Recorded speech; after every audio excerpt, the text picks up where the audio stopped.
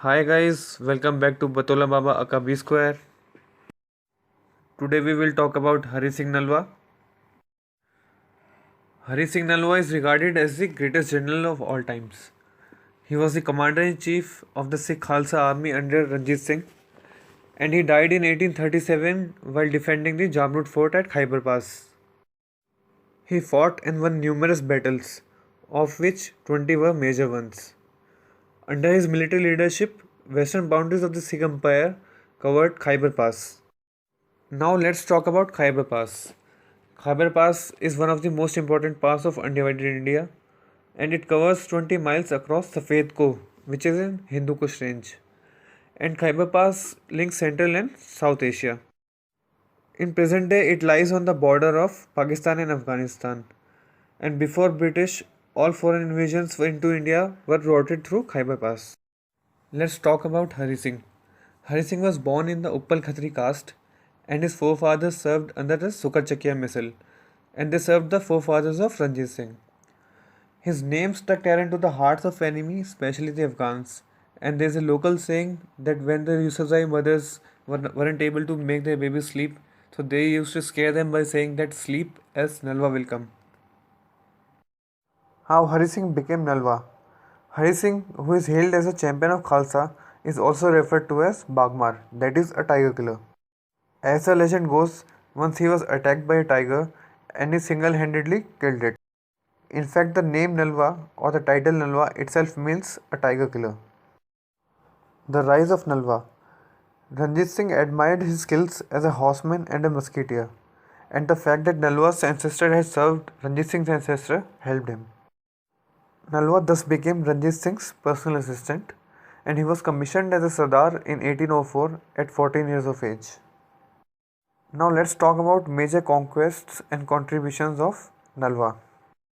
He fought and won many battles, some of which are listed here, such as Kasur, Sialkot, Attock, Madhumkot, Multan, Kashmir, Pakli, Mangal, Mankheda, Naushera, Sirikot, Saidu, Peshawar, Pantjar, and Jamrud. These conquests did not come easy, and many of these took multiple attempts for the Sikh army to succeed. It is well known that Nalwa was a great builder and he built many forts as well. He also founded the first planned city of Hazara named Haripur, which is in present day Pakistan.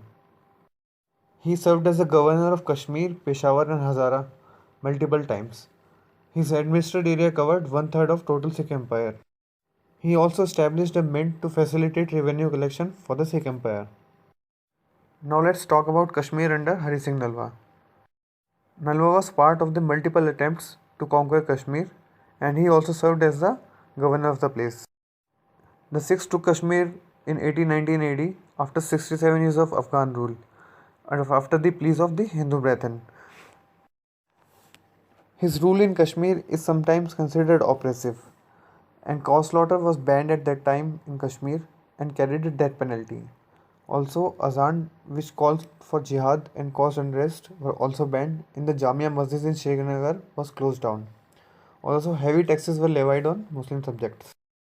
Now let's talk about the Battle of Jamrud. The Sikhs had already captured Khyber Pass and they had captured the fort of Jamrud. Further, they were planning to invade Jalalabad to weaken the Afghans. The Sikh army was called at Lahore for the wedding of Ranjit Singh's grandson, now Nihal Singh. This was done to put up a show of strength to the incoming British official. So there were only a garrison of 800 Sikhs left at Jamrud fort. Seizing the opportunity, Dost Muhammad Khan, who was leading the Afghans, attacked the place with a cavalry of 7,000, 20,000 infantry, 2,000 matchlocks, and 50 artillery. Matchlocks were the earlier version of muskets. Nalwa had stayed back at Peshawar fort because he sensed that Dost Muhammad Khan might attack the fort of Jamrud. So he did not wait for the relief party to come from Lahore. Instead, he went to the fight. The garrison over there at the Jamrud fort was water thirsty as they had very limited water, but his arrival renewed their vigor. In this fight, Hari Singh Nalwa was accidentally injured grievously and he later died from those wounds. But he advised his commander in chief after him that they should not let his news of his death come out. The Afghans, who feared Nalwa a lot, decided to wait and confirm whether he was dead or alive before attacking the Jamrud fort. And in this process, they lost a good opportunity to capture the fort. And meanwhile, the relief forces from Lahore came, and the Afghans had no option but to retreat.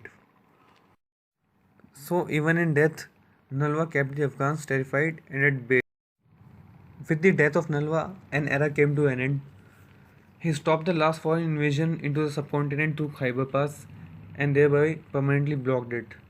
In the previous few centuries, this route was used by invaders to plunder and loot the Hindustanis. Nalwa, whose forefathers had laid down their lives fighting Afghans, wanted to end this menace by taking Jalalabad and further sacking Kabul. But as he fell, the Sikh expansion stopped westwards. Now let's talk about the significance of Nalwa episode. As discussed in my previous videos also, the history books and media, that is the politics today, aims to shroud the past of Hindus and Sikhs with respect to the western areas of undivided India.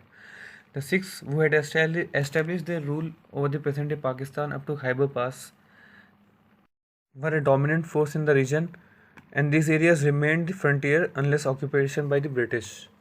Also, had Nalwa survived this battle, the Sikh Empire, which collapsed after the death of Ranjit Singh, could have gone in a better direction.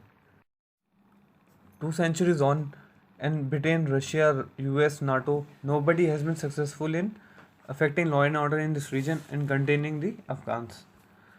So, Nalwa set an example and showed that ingenious tactics and skills are also required apart from resources to keep such a notorious enemy in check. In a recent publication by Billionaires Australia, which is a magazine, he was declared as a history's top warrior, ahead of Genghis Khan and Alexander. Thanks for watching this video, guys, and I'll take your leave today with this beautiful message. See you soon, amazing folks.